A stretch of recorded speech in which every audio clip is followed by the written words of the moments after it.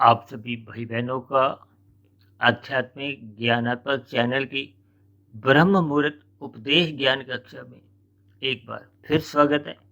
आज की चर्चा का विषय है स्वयं का बोध।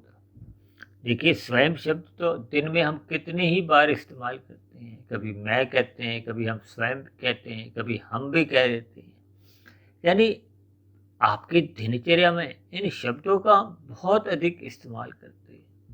लेकिन शास्त्रों में स्वयं का बोध कहो, आत्मचिंतन कहो, यहाँ स्वयं का अभिप्राय देखिए आत्मा से लिया जाता है, चेतन सत्ता से लिया जाता है। अक्सर एक साधारण मनुष्य को देखिए इतना बोध तो रहता है कि इस शरीर में आत्मा आती है तो जीवन चलता है, या आपका हमारा एक जीवन बना रहता है, और आत्मा के निकलते ही ये शरीर समाप्त हो जाता है, मृत्यु आ जाती है। एक साधारण स्थिति में ऐसा ज्ञान तो देखिए सभी को ही है, क्योंकि हम अपने जीवन में देखिए कितनी ही मृत्युओं देख चुके हैं, और मृत्यु तो एक सच्चाई है। किसी का भी देखिए स्थूल शरीर एक आयु लेके आता है, 100 वर्ष हो या 150 वर्ष भी हो, लेकिन मृत्यु तो सभी की ही आती है। तो इसका अभिप्राय क्या है कि कोई ना कोई एक ऐसी स्थिति है कि उस आत्मा की एक स्थिति का कहो, या कोई भी देखिए इसका आप कारण समझो, एक शक्ति का बाहर निकलना कहो। अक्सर इन सभी स्थितियों पर एक साधारण मनुष्य चिंतन नहीं करता। इसलिए हमने आज का विषय ही क्या रखा है, स्वयं का बोध। यानी कि बोध का अभिप्राय होता है जानने से। कभी कभी हम किसी देखिए ब्याह शादी में होते हैं, कोई रिश्तेदार आपको हमें देरी से मिलता है, तो हम कहते हैं ना, भाई आपके आने का तो मुझे ज्ञान ही नहीं था, बोध ही नहीं हुआ कि आप कब से आए हुए। ये सभी स्थितियां आपके हमारे व्यवहार के हिस्सा हैं।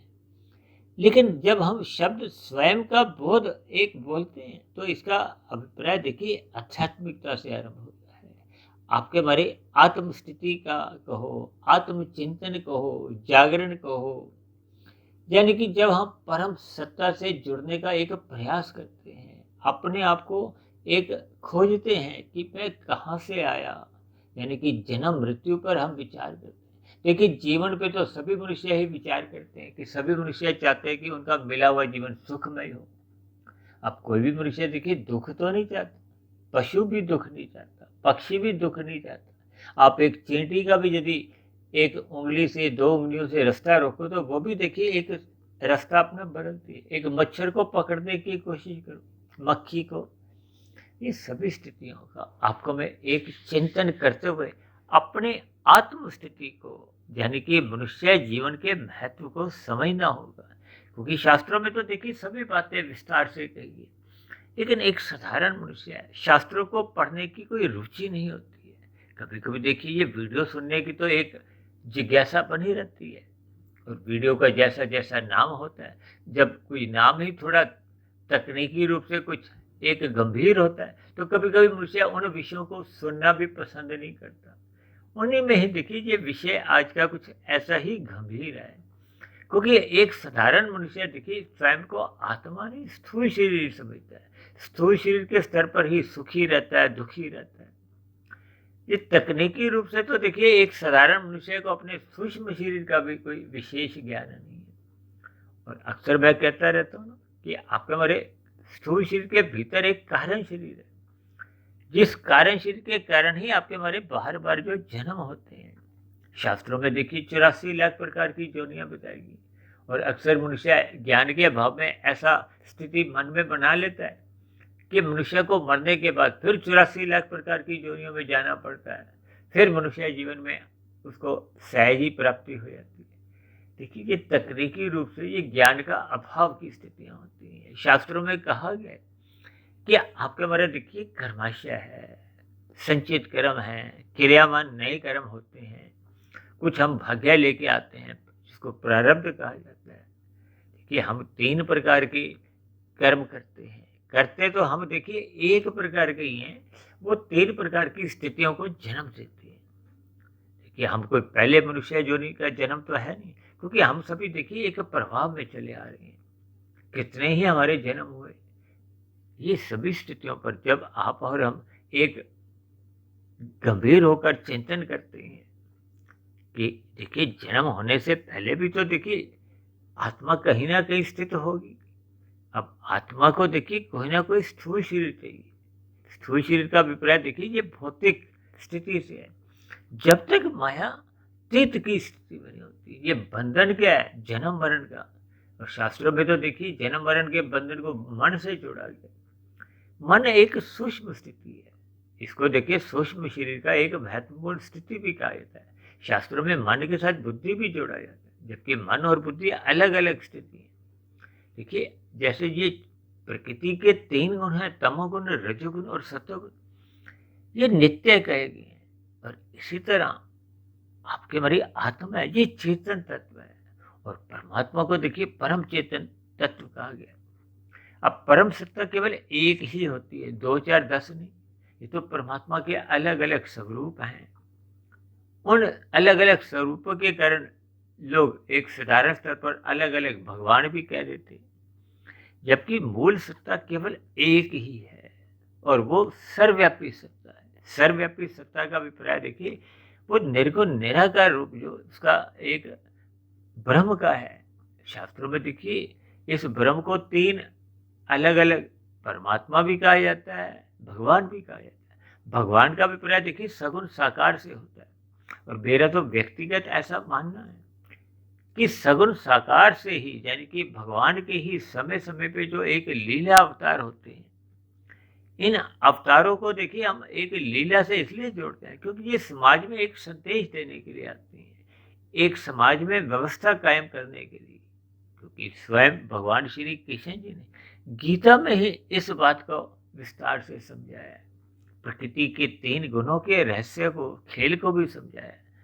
तभी तो भगवान श्री कृष्ण जी ने कर्म योग, ज्ञान योग, भक्ति योग, एक 3 योग की स्थितियां समझाएंगी। योग का अभिप्राय क्या है कि जब हम निष्काम भाव से कर्म करते हैं, जब हम सकाम भाव से कर्म करते हैं, तो फिर आप और हम देखिए प्रकृति के विषय भोगों को भोगने के लिए वो फिर कर्म फल सिद्धांत के अनुसार वो जुड़ जाते हैं। यानी कि आपके हमारे जो नए कर्म है, क्योंकि शास्त्रों में 84 लाख प्रकार की जोनियों में केवल मनुष्य जोनि को ही कर्म के साथ जोड़ा गया, कर्म जोनि कहा गया। और साधना जोनि का भी अवसर कहा गया, क्योंकि मनुष्य जीवन पाकर ही हम साधना करते हुए इस जन्म मरण के बंधन से मुक्ति भी पा सकते हैं। अक्सर कहा गया है ना कि जन्म का जो कारण है वो मन है, मन ही बंधन का कारण है, मन ही मोक्ष का कारण है। अब मोक्ष का अभिप्राय क्या है कि जब स्थूल शरीर के मरने पे पुनः आपको हमें कोई नया जन्म नहीं मिलता भौतिक जगत में। देखिए कर्मों के आधार पे ही नीचे की ये जो 80 लाख प्रकार की जोनि, इनको तो दंडमय जोनियां कहा गया। और मनुष्य जोनि से ऊपर की भी जोनियां शास्त्रों में कही गई। ये 3,99,999, क्योंकि कुल 84 लाख है, मनुष्य जोनि एक है। अब 3,99,999 में मनुष्य जोनि जुड़ेगी तो फिर 4 लाख होती है। शास्त्रों में 4 लाख की जो संख्या कही है वो मनुष्य नस्ल कहा गया। और नीचे की तो देखिए आप और हम देखते ही हैं, ये 80 लाख प्रकार की जोनियां तो शास्त्रों में कही। अब कितनी जोनियां तो हम देखते ही हैं, कितने प्रकार के पशु पक्षी, कीड़े मकोड़े, कीट पतंगे, वनस्पति, पेड़ पौधे जिसमें आते।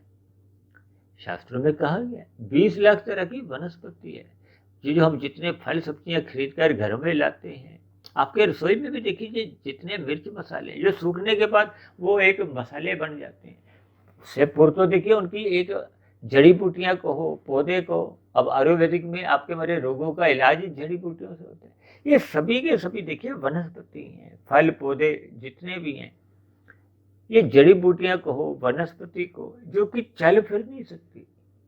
देखिए पेड़ कभी भी कोई चलता फिरता तो नहीं है ना, एक कीड़ा मकोड़ा तो चलता है, लेकिन मच्छर उड़ते हैं, पक्षी भी उड़ते हैं, चलते भी हैं। और पशु देखिए कितने ही तरह के। शास्त्रों में इनकी संख्या देखिए क्रमबद्ध तरीके से 20 लाख तरह की वनस्पति कही गई है, 9 लाख तरह के देखिए एक जल के अंदर रहने वाले जीव जंतु बताए गए हैं, जलीय जीव जिनको कहा जाता है। और 11 लाख तरह के कीड़े मकोड़े कहे गए, कीट पतंगे भी उसी में आ जाते हैं। 10 लाख तरह के पक्षी हैं, और सबसे बड़ी बात है 30 लाख तरह के देखिए पशु हैं।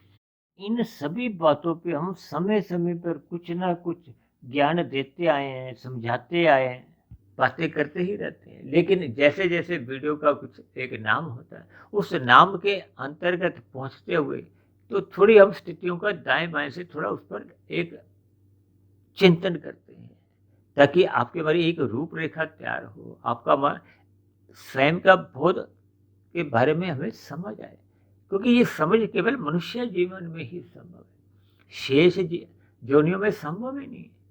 देखिए नीचे की योनियों में एक शब्द आता है ना, पशु।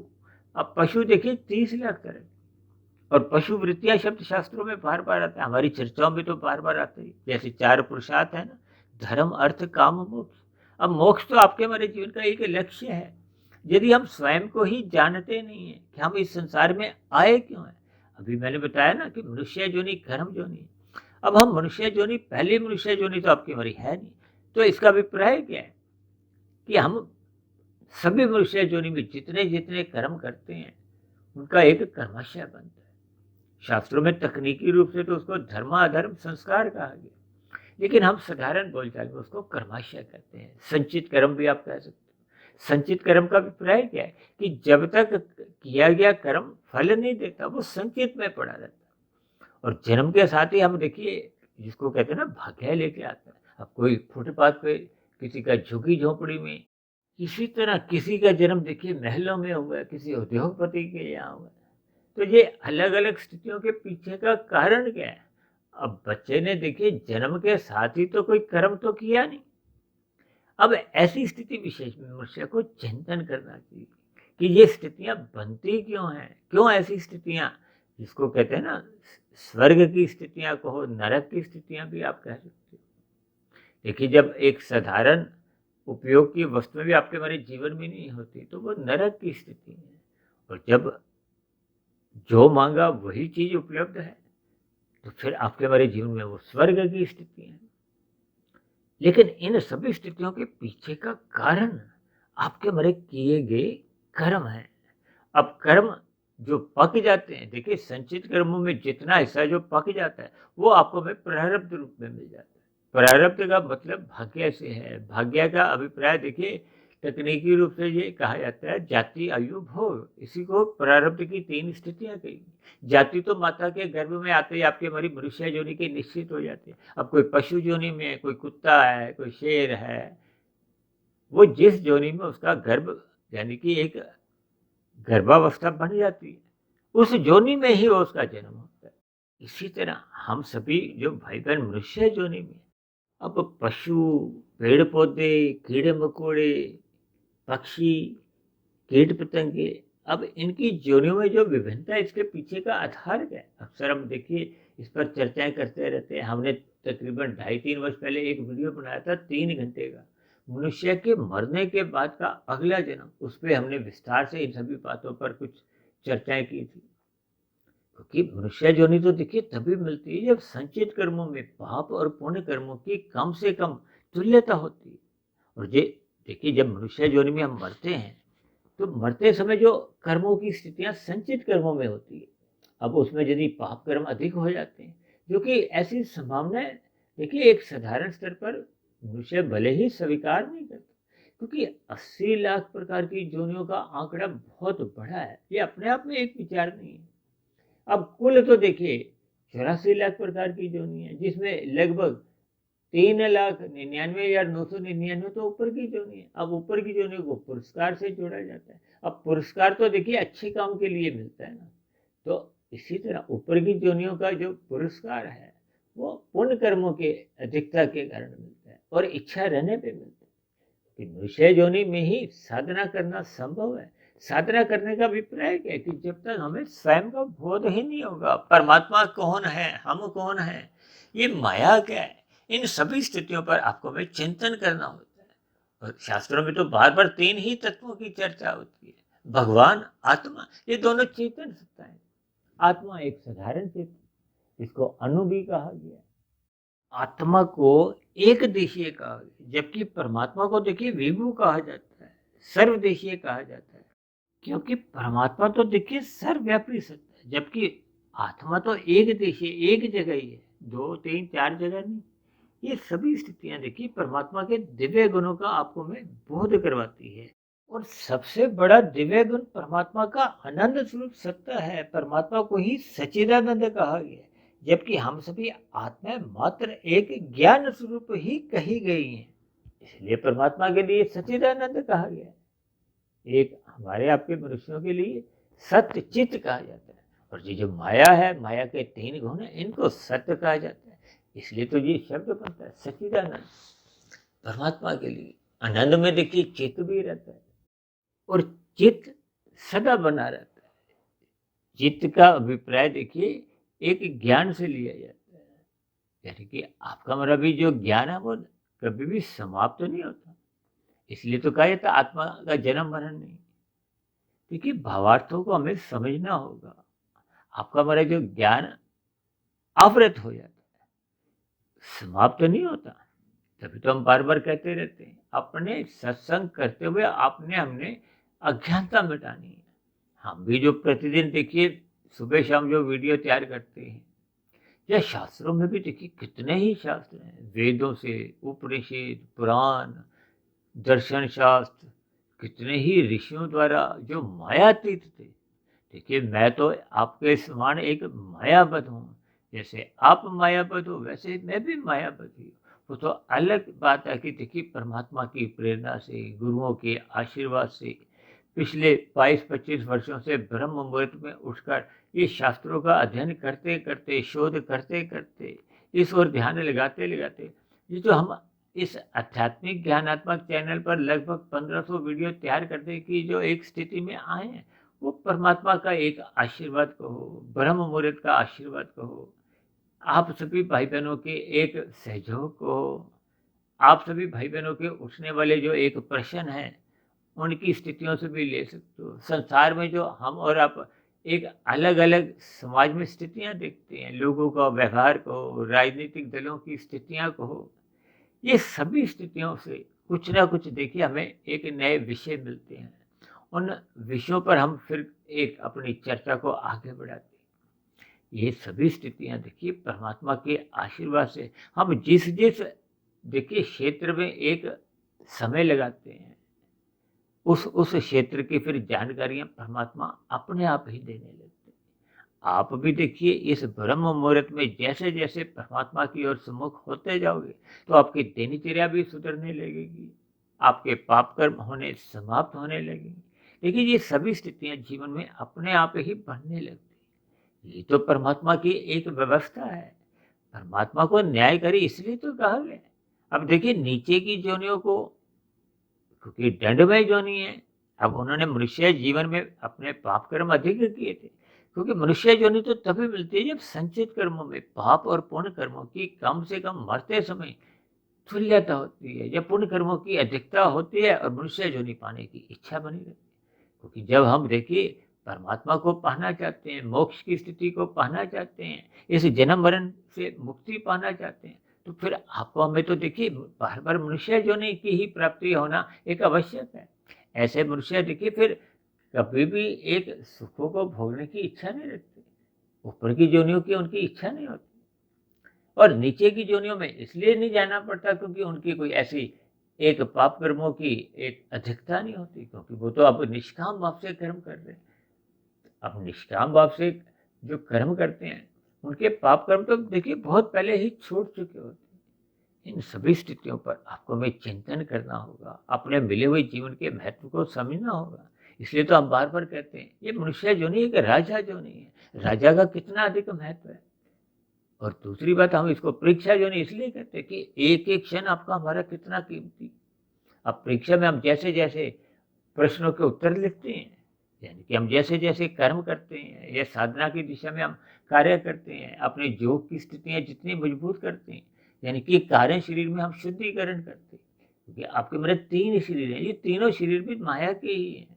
अब प्रकृति के जो 3 गुण हैं, इन 3 गुणों से जो 23 तत्वों का विस्तार होता है, कुल विस्तार में ये 23 तत्व हैं। उन 23 तत्वों में 3 गुण विद्यमान रहते हैं, इसलिए ये 24 तत्वों का ब्रह्मांड कहा गया। ये प्रकृति को देखिए त्रिगुणात्मक भी कहा गया। ठीक इसी तरह आपके हमारे 3 शरीर, स्थूल शरीर बार बार बदलते हैं। ये जो 84 लाख प्रकार की योनियों का शास्त्रों में कहा है, ये स्थूल शरीर से संबंध रखती है। जबकि कारण शरीर में जैसी जैसी स्थितियां, अब इस मनुष्य जीवन में मरते समय जो स्थितियां होती है उसके आधार पर फिर नई योनि मिलती है। यानी कि हमें पुनः जन्म के सिद्धांत को समझना होगा, कर्मफल सिद्धांत को समझना होगा। अब परमात्मा ने देखिए, क्योंकि दया के सागर हैं, अब न्यायकारी भी हैं। अब पाप कर्म किए तो आपको मैं दंड देना तो जरूरी है, परमात्मा की व्यवस्था। अब परमात्मा ने देखिए दयावश नीचे की योनियों के सभी जीवों को कर्म से अचेत रखा है, उनको बोध ही नहीं है। अब हमें आपको देखिए एक समय भोजन नहीं मिलता तो हम विचलित होते हैं। अब पशुओं को देखिए 2 दिन 4 दिन 5 दिन भी भोजन नहीं मिलता, उनको तो नींद भी आ जाती। तो ये परमात्मा की एक दया कृपा है। परमात्मा नहीं चाहते कि उनको नीचे की योनियों में दुख हो। ये अचेत कही गई है। जैसे आप और हम दांतों का इलाज करवाते हो तो डॉक्टर आपके मरे उस दांत का रोग का इलाज करते समय वो सुन कर देते, तो परमात्मा भी नीचे की योनियों में भेज के वो आपका हमारा इलाज ही करते।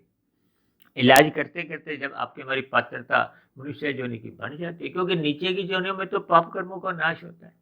अब किसी के 80% पाप थे, 20% पुण्य थे। अब नीचे की योनियों में हजारों लाखों करोड़ों अरबों खरबों कितनी योनियों में जन्म नीचे भटकना होगा, जब तक वो 80% के पाप कर्म घट घट के 20% के बराबर नहीं आ जाते। अब 20% के बराबर आने पे फिर पुण्य मनुष्य योनि मिल जाती। लेकिन वो जो नीचे की योनियों में कर्माशय घटा था, संस्कारों की स्थिति में परिवर्तन केवल मनुष्य जीवन में आता है। इसलिए तो कभी कभी हम कहते हैं ना, अब कलयुग में देखिए जो नीचे की योनियों से विकास करते करते जो एक आते हैं, उनके देखिए पाप कर्मों के संस्कार को कभी कभी हम देखिए पापात्मा शब्द भी कह देते हैं, पुण्यात्मा कह देते हैं। जबकि आत्मा का देखिए ना तो पुण्यात्मा से कोई संबंध है, ना ही एक पापात्मा से। आत्मा तो अपने आप में एक शुद्ध चेतन सत्ता है।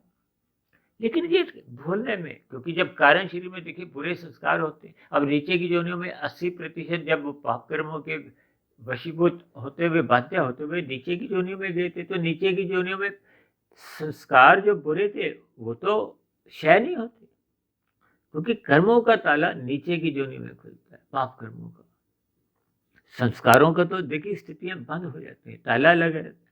इसलिए बार बार कहा जाता है मनुष्य जीवन पाकर आपको हमें सत्संग करना है, ताकि आपके मेरे बुरे संस्कार समाप्त हों, अच्छे संस्कार बनने लगे। यही तो एक साधना है। यही साधना के लिए तो देखिए भगवान श्री कृष्ण जी ने कर्म योग, ज्ञान योग, भक्ति योग, ये 3 रास्ते समझाए हैं। अब यदि मनुष्य देखिए सकाम भाव से ही कर्म करता है तो फिर तो वो कर्म फल सिद्धांत से जुड़ा रहता है। जब तक मनुष्य निष्काम भाव से कर्म नहीं करता, और निष्काम भाव से कर्म करने वालों की तो देखिए पाप कर्म तो बहुत पहले ही छूट जाते, क्योंकि तमोगुण से आगे की स्थिति है रजोगुण, रजोगुण से आगे की स्थिति है सत्वगुण, और सत्वगुण से जब हम विशुद्ध सत्वगुण परमात्मा की ओर मुड़ जाते हैं, साधना करते हैं, तो फिर वो सत्वगुण से विशुद्ध सत्वगुण की एक आध्यात्मिक यात्रा है। ये सभी स्थितियों का बोध मनुष्य को तभी होता है जब वह अपने आप को एक स्थूल शरीर यानी कि शरीर ना समझकर आत्मा समझता है। आत्मा का अभिप्राय देखिए स्वयं से है। अक्सर हम कहते हैं ना, देखिए आत्मस्थित हो जाओ, आत्म साक्षात्कार करो। साक्षात्कार का मतलब क्या है? जैसे हम कहते हैं ना, इंटरव्यू के लिए हम जाते हैं तो साक्षात्कार कहा जाता है। इन सभी स्थितियों को आपको में समझना होगा। ये स्थितियाँ देखिए तभी समझ में आती है जब मनुष्य रजोगुण छोड़ता है, रजोगुण मर्यादा में रखता है, अपने स्थूल शरीर के स्तर पर केवल अवस्थाओं के लिए ही पुरुषार्थ करता है। यानी कि धर्म को प्रथम स्थान पर रखते हुए ये जो अर्थ और काम को एक मर्यादा तक स्थूल शरीर की अवस्थाओं तक ही रखता है। साधना में लग जाता है, ब्रह्म मुहूर्त में उठता है, और आत्मस्थित होता हुआ परमात्मा का ध्यान लगाता हुआ स्वयं पर चिंतन करता है कि हम मनुष्य योनि में या नीचे की योनियों में ये कैसे कैसे कर्मफल सिद्धांत के अनुसार आपको हमें नीचे जाना पड़ता है। जबकि आत्मा तो मैंने कहा ना सत्य चित है, जबकि प्रकृति के 3 गुण नित्य हैं, लेकिन 23 गुणों का जो एक विस्तार है वो अनित्य का है, भले ही करोड़ों वर्षों का है। और इसलिए देखिए कहीं कहीं शास्त्रों में ऐसा भी वर्णन पढ़ने में आता है ना कि ब्रह्म सत्यम जगत मिथ्या, जगत को मिथ्या उस दृष्टिकोण से कहा जाता है, क्योंकि वो अनित्य है, जबकि 3 गुण नित्य हैं। इसलिए भगवान श्री कृष्ण जी ने अब गीता के 13वें-14वें अध्याय में देखिए इन 3 गुणों का ही विस्तार से वर्णन किया गया है, इनको समझाया गया है कि इन 3 गुणों से आप बंधो मत। तभी तो निष्काम भाव से कर्म करने के लिए कहा गया है। निष्काम भाव से कर्म करने का अभिप्राय क्या है? अपने कर्तव्य कर्मों को आपको हमें निभाना है, बिना फल की इच्छा किए। बिना फल की इच्छा का अभिप्राय लाभ हानि से ऊपर उठते हुए अपने कर्तव्य कर्मों को निभाना। लेकिन आज कलयुग में देखिए लोग अपने कर्तव्य कर्मों को तो निभाते नहीं, अपने अधिकारों के लिए संघर्ष करते रहते हैं। देखिए कर्म आपके स्वयं के हाथ में है, जबकि दूसरे के अधिकार की आपको रक्षा करनी है। लेकिन अपना कर्तव्य निभाना है। जब तक मनुष्य अपना कर्तव्य कर्म का पालन नहीं करता, उसकी देखिए साधना तो आरंभ ही नहीं होती। यानी कि वो स्वयं को फिर जानने का कोई प्रयास ही नहीं करता। अब देखिए ना, माता पिता के प्रति पुत्र का क्या एक दायित्व है। दायित्व का अभिप्राय कर्तव्य से है कि वो माता पिता की एक सेवा करे। और माता पिता का देखिए सेवा करवाना एक अधिकार है। इसका अभिप्राय क्या है कि देखिए हमें अपने कर्तव्य कर्मों को ईमानदारी से निभाना है। अक्सर मैं देखिए लाल बत्ती हरी बत्ती से धर्म को जोड़ता हूँ, जबकि एक साधारण मनुष्य देखिए धर्म को संप्रदाय से जोड़ देता है। ये हिंदू है, ये मुसलमान है, ये सिख है, ईसाई है। देखिए हम सभी एक मनुष्य जो नहीं की हैं। ये आपके हमारे ऊपर के वस्त्र हैं, विचार हैं। इनका देखिए धर्म से एक शरीर से कोई लेना देना नहीं। हम सभी भाई बहनों में एक धर्म की स्थिति का अभिप्राय एक उस स्थिति विशेष को धारण करने से है जिससे हम स्वयं भी सुखी हों। देखिए कोई मनुष्य दुख नहीं चाहता, कोई पशु दुख नहीं चाहता, कोई पक्षी दुखी रहना नहीं चाहता। जब हम अपने सुख को सुनिश्चित करना चाहते हैं तो इसी तरह अन्य मनुष्य भी सुखी रहना चाहते हैं। तो इसलिए तो ये धर्म की एक स्थितियाँ रखी गई कि हम अपने कर्तव्य कर्मों का पालन करें, दूसरों के अधिकारों की रक्षा करें।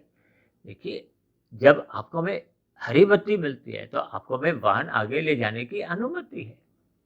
लेकिन जैसे ही लाल बत्ती होती है तो आपका हमारा कर्तव्य क्या है कि हम उस लाल बत्ती पे रुकें, क्योंकि उस स्थिति विशेष में दूसरों के लिए हरी बत्ती है तो उनका एक हरी बत्ती का एक अधिकार है अपने वाहन को आगे ले जाने का। अब हम अपने कर्तव्य कर्म का पालन नहीं करते और हम भी भागते हैं आगे की ओर, तो फिर हम दूसरों को पीड़ा देते हैं।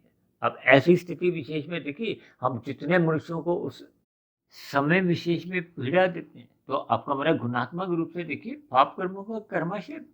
और ऐसे ही करते करते हम पूरे जीवन भर कितने ही पाप कर्म कर जाते हैं।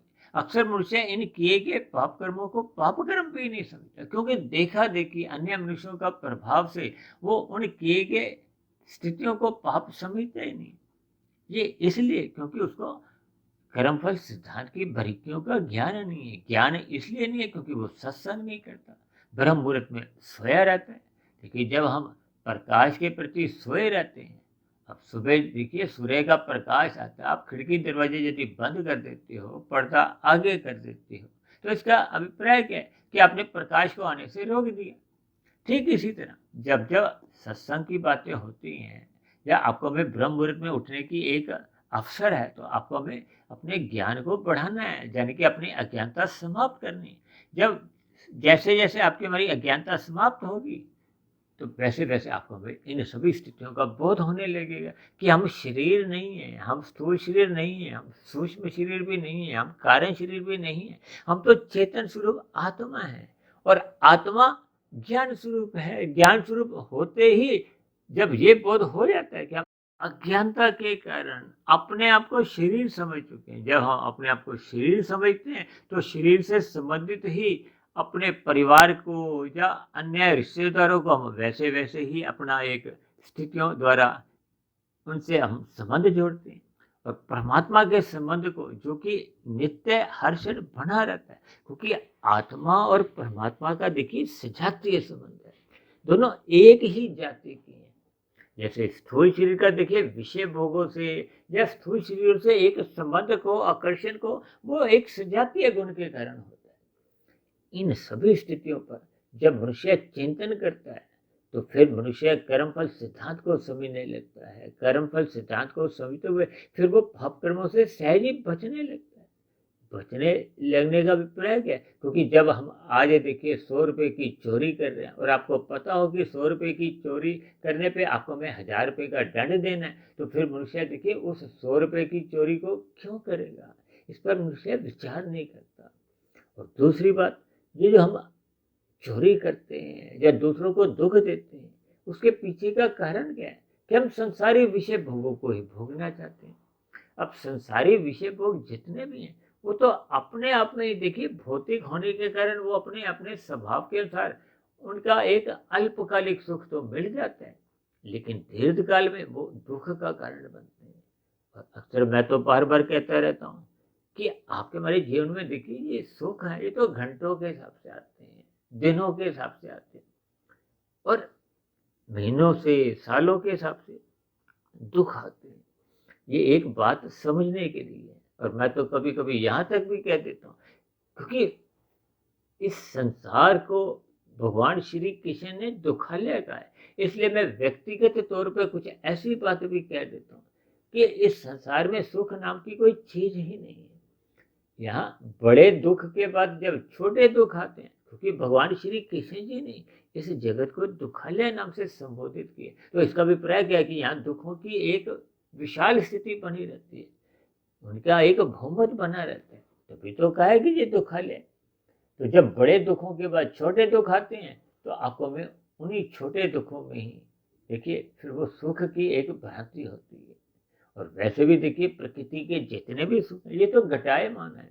अक्सर हम एक रसगुल्ले का उदाहरण बार बार देते रहते हैं। पहला रसगुल्ला आपको सुख देता है, दूसरा कम, तीसरा और कम, और चौथा पांचवा फिर आपको में एक दुख देता है। इसी तरह देखिए जो अन्य भोग विषय भी हैं, चाहे वो गंध का साथ साथ देखिए, चाहे आप स्पर्श का हो, चाहे शब्द का हो, ये सभी के सभी सुख देखिए एक सीमा तक सुख देते हैं। यदि आप उस सुख को छोड़ते नहीं, पकड़े रखते हो, तो फिर वो सुख आपको दुख देता है।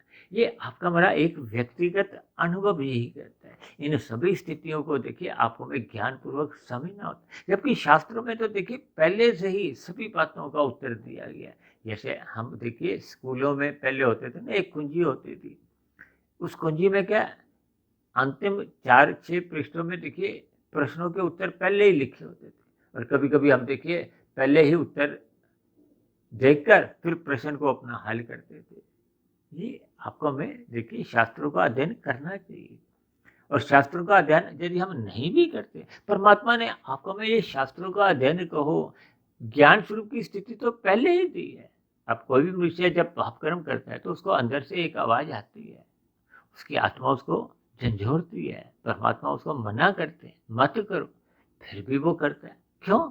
क्योंकि वो परमात्मा को महत्व नहीं देता, विषय भोगों को अधिक महत्व देता है। फलस्वरूप वो देखिए पहली बार पाप कर्म करता है, फिर दूसरी बार करता है, फिर वो पाप कर्म करने की उसकी एक स्वभाव बन जाता है। और स्वभाव बिगाड़ता कौन है? मनुष्य योनि में हम और आप बिगाड़ते हैं। इस स्वभाव को सुधारने के लिए जो बिगड़ा हुआ स्वभाव पहले हम बना चुके हैं, पहले की योनि में, उसको हमें सुधारने का एक अवसर मिला है इस जीवन में। हमें सुधारना होगा। इस स्थिति विशेष को सुधारने का अभिप्राय क्या है कि आपको हमें कारण शरीर में एक शुद्धिकरण करना होगा, साधना करनी होगी। और ये साधना तभी आरंभ होती है जब हम अपने आप को एक आत्म चिंतन करते हुए आत्मबोध कर लेते हैं कि मैं एक चेतन स्वरूप आत्मा हूँ। परमात्मा की ओर सम्मुख होने से ही मुझे आनंद की प्राप्ति होगी। ये माया में या माया के जितने भी ये जो स्थितियां हैं पदार्थों की या 5 भोगी विषयों की, ये जितने भी सुख हैं ये अल्पकालिक है। जैसे जैसे ये आपको में स्वयं का बोध एक विशेष स्तर पर होने लगता है, तो फिर मनुष्य का परमात्मा में ध्यान टिकने लगता है। श्रद्धापूर्वक सत्संग होते हुए फिर हम किए गए सत्संग पर मनन करते हैं, चिंतन करते हैं, शोध करते हैं, तो फिर आपके हमारे कार्यशील में शुभ संस्कार बनते जाते हैं, बनते जाते हैं, और पहले के जो बुरे संस्कार होते हैं वो क्रमशः समाप्त होने लगते हैं।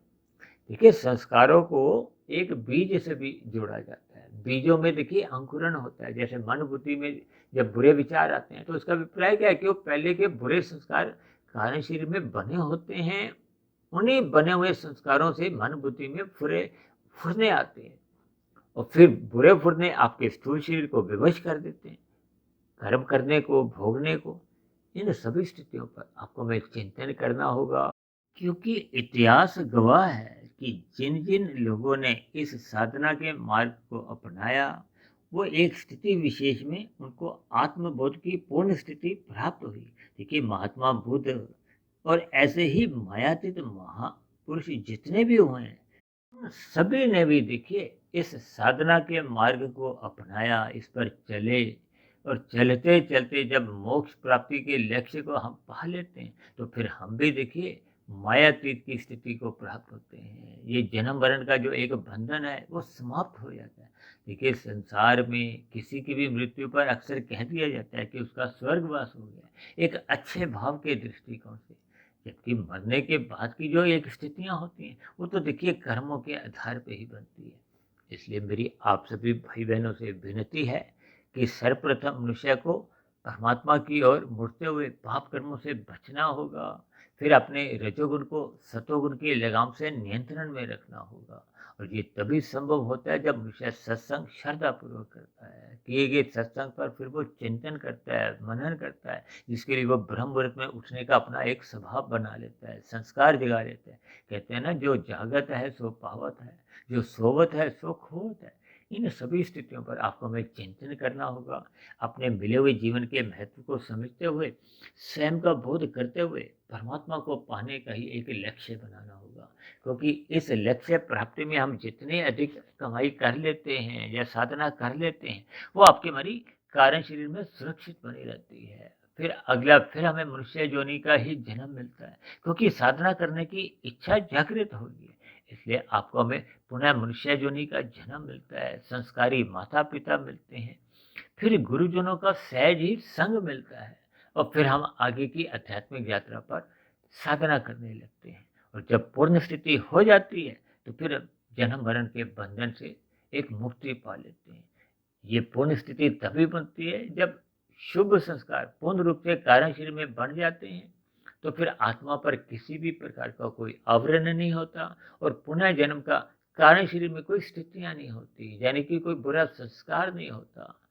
तो ऐसी सभी शुभ स्थितियां आप सभी भाई बहनों के जीवन में भी बनने लगे, इस दिशा की ओर चलने लगे, ताकि आपके हमारे जीवन में भी हम सभी भाई बहनों को स्वयं का बोध होते हुए हम परमात्मा को पाने का एक लक्ष्य बना लें। तो ऐसी सभी शुभ स्थितियां हम सभी भाई बहनों के जीवन में भी बने। इन्हीं शुभकामनाओं के साथ चर्चा विशेष को यहीं विश्राम देते हैं। शाम को फिर मिलते हैं संध्या बेला ज्ञान कक्षा में। तब तक आप अपने आध्यात्मिक मित्र सुधीर भाटिया फकीर को इजाज़त दें। आप सभी भाई बहनों की भी ये स्वयं के बोध की स्थिति मजबूत होती जाए, इसके लिए मेरी ओर से बहुत बहुत शुभकामनाएं।